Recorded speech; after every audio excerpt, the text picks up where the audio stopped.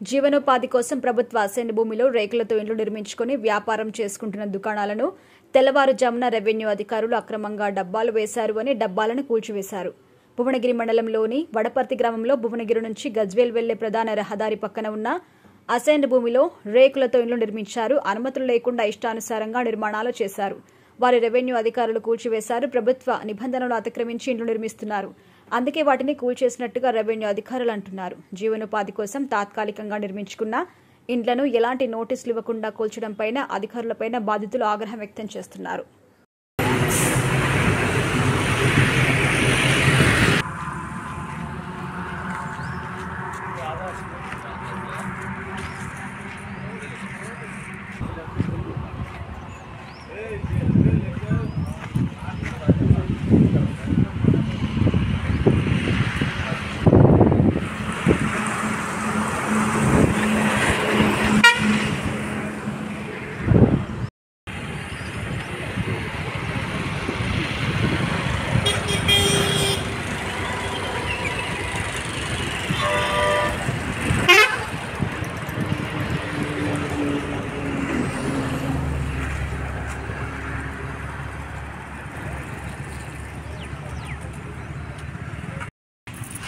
మాకు స్థానికంగా డబ్బాలు వేసుకొని జీవనోపాధి కొరకు మేము షాపులు పెట్టుకుంటే మా నోట మన్ను పోసి తెలంగాణకు వచ్చి గోలు కొట్టారు.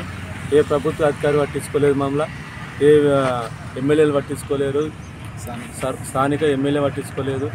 వచ్చి అద్రగానంగా గోలు కొట్టిపోయారు. మా సామాన్ లాస్ చేసిపోయారు. మా షట్టర్ గోలు కొట్టారు. మా జీవనోపాధిని నోట మన్ను పోసిపోయారు. మా భూములలో పెట్టుకున్నందుకు మాకు ఆగమాగం చేసిపోయారు. చెప్పకుండా చేయకుండా గోలు కొట్టిపోయారు.